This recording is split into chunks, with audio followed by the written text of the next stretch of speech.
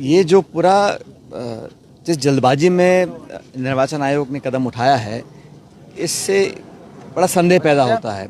और एक विपक्ष की पार्टियों का दल उनसे मिला, अपने सवाल पूछे, लेकिन कोई संतोषजनक जवाब मिला नहीं।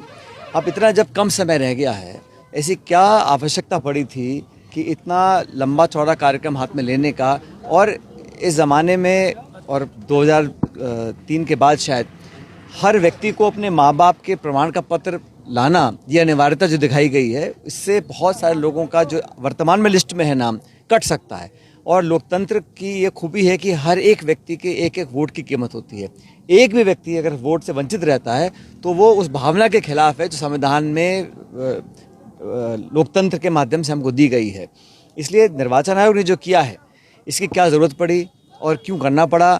और बात ये नहीं है कि ये कानून के दायरे में है कि नहीं, बात यह है कि इतने कम समय में संभव है कि 2 महीने में आप 8 करोड़ लोगों की पहचान पत्र लाकर उनका दोबारा नाम डाल सकते हैं।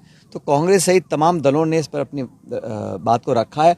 और मुझे लगता है कि अगर इसमें लोगों को ये आशंका होती है कि उनका नाम कट जाएगा, तो मुझे लगता है इसमें निर्वाचन आयोग को जल्दबाजी नहीं करनी चाहिए। दूसरी बात, एक ऐसी प्रणाली आए जो पारदर्शी हो। अगर किसी का नाम कट रहा है, उसको पता पड़े कि भाई मेरा नाम कट रहा है, मुझे क्या सुधार करके अपना नाम वापस डलवाना है। इस पूरी प्रक्रिया को जटिल ना बनाते हुए पारदर्शी तरीके से निर्वाचन आयोग को काम करना है। निर्वाचन आयोग का काम क्या है कि सब लोग अपने मन से, खुले मन से, निष्पक्ष होकर अपना मतदान कर सकें।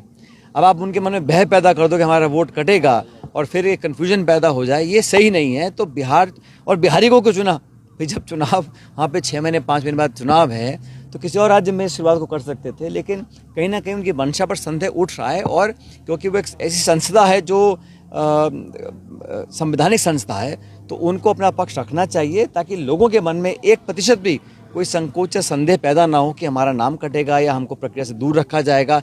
इस प्रकार का माहौल ना बने, ये जिम्मेदारी निर्वाचन आयोग की है। राहुल गांधी जी भी लगातार को लेकर काफी बवाल हो रहा है। हनुमान बेनीवाल के आवाज खुलवाने को भी इस सरकार की अब क्या बखत रह गई है? मंत्री क्या बोल रहे हैं, दर्जनों साहब विधायक क्या बोल रहे हैं, क्या आश्वासन अध्यक्ष जी ने क्या दिया था, फिर कोर्ट में क्या उन्होंने सरकार ने पक्ष रखा, उसका परिणाम आपने देख लिया। तो सरकार ने 1.5 साल तक लगातार इसको खींचते हुए रखा, कोई निर्णय लिया नहीं और आपस में भी तालमेल सरकार नहीं बना पाई। उसका परिणाम ये हुआ कि जो बहुत से लोग चाहते थे वो पूरा नहीं कर पाए। और उन लोगों को क्या हुआ जिन्होंने दावे किए थे कि हम इसको करवा के रहेंगे। तो सरकार को निर्णय लेना बहुत पहले चाहिए था और तथ्यों के आधार पर कार्रवाई करनी चाहिए थी। अगर कोई किसी व्यक्ति को लगता था कि उनके साथ बेइंसाफी हुई है और प्रमाण अगर होते और प्रमाण अगर हैं, सरकार कार्रवाई करती। अब तो कोर्ट का निर्णय आ गया है। लेकिन सर, जिस तरीके से हनुमान बेनीवाल के साथ हुआ, जो बिजली का कनेक्शन काट दिया गया, अब सरकारी आवास खारिज करने के लिए कहा गया है, इस तरह देखते हैं देश में और प्रदेश में ये बात सच है कि भारतीय जनता पार्टी ने हमेशा जब सत्ता में आते हैं तो नियम कायदों को ताक पे रखकर मनमानी तरीके से विपक्ष की आवाज़ को दबाने का काम करते हैं। और विपक्ष में जो प्रमुख दल कांग्रेस है, तमाम नेताओं को हमेशा टारगेट किया है।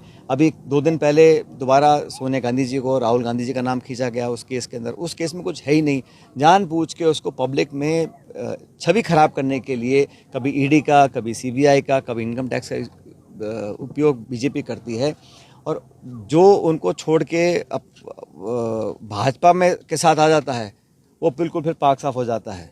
तो एजेंसी जब तक है, जब तक आप विरोध में हैं, आप वैचारिक विरोध करोगे तो आपको तंग करेंगे, पुलिस भी आएगी, छापे डलेंगे, रेड भी डलेगी। आप उनके पक्ष में आ जाओगे तो सब साफ हो जाता है, सब मामला इधर उधर हो जाता है। तो इस प्रक्रिया, ये कार्रवाई भाजपा करती है, ये दिल्ली भी करती है, जयपुर